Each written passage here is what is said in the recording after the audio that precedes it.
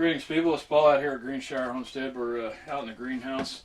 I've gotten all my biennials out of the root cellar. I got them out about 10 days ago, and for about a week I had them out underneath my deck where they were in the fresh air, and temperatures were running about in the 60s. So, and you know, but being as they were underneath the deck, you know, it's a tall deck, about 8 foot off the ground.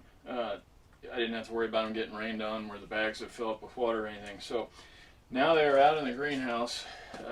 They've reacclimated to the light and the you know, the weather from being in the root cellar all winter. And now they're out in the greenhouse and they're actively growing. I got 100% of the beets, the carrots, the kale, and the onions were in the basement, but I also got 100% on those. They have all lived through the winter, and they're all actively growing. So I'm anticipating I'm going to have a good year for harvesting seed from my biennials. Like I said, most of these beets will be going to the chickens. We'll keep about 10 of them back for seed, and out of 10 beets we'll get about 4,000 seeds. So I'm going to get the camera and I'm going to bring it in close and let you see how well these plants are doing. If you've seen my root cellar video, you will recognize the plants as being the same ones that were in the root cellar. So let me grab the camera here and we'll let you have a look.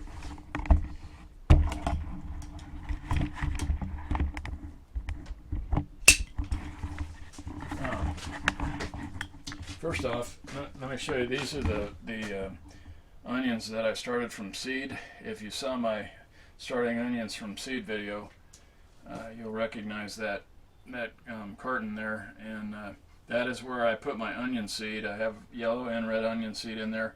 About half of them have germinated. The little green sprouts you see there, there's about twice as many as what's in has germinated right now will eventually germinate.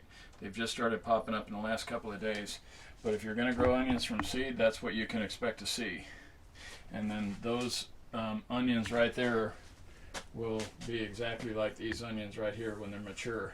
They're not the big giant onions because they're not hybrids. They're heirloom, and that's going to be about the size of an onion you can expect to get out of the heirloom. This is on the smaller side. You know, these red onions are going to be about that size. It's about normal. This yellow onion here is a little on the smaller side. It should be actually a little bigger than those red ones there. Closer to the size of a baseball. So you're not going to get softball sized onions, but you're going to get about baseball sized onions, in your yellows, and your reds you're going to get about that size there. But you can see, like this one here, it's got a nice shoot coming off of it, and then you can see the greens that are starting to poke up here through the middle of these other purple onions. The yellow one, it is alive, because if I shake and pull it, you can see how I'm shaking. I'm also pulling. It has taken root.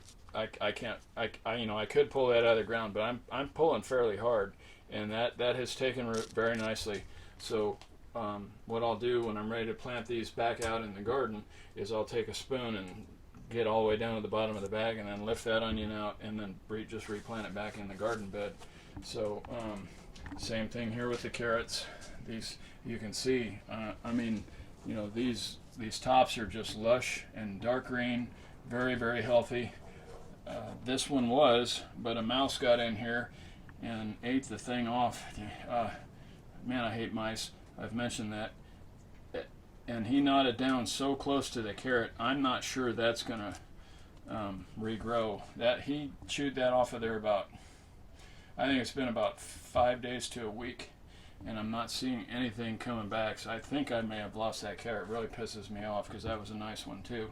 I have put some poison in here, and I have set some spring traps. I load the spring traps with the candy, they call it dots, because it's sticky and it sticks to that thing real good. They aren't able to get that off of there without the trap going off, because it sticks on there so well. I've caught 2 mice in here.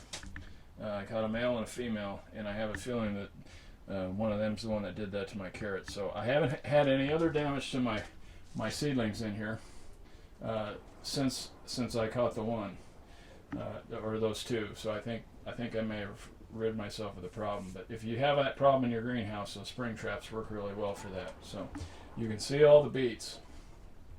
They're still in the same bags that I had them in the root cellar, and they're all growing.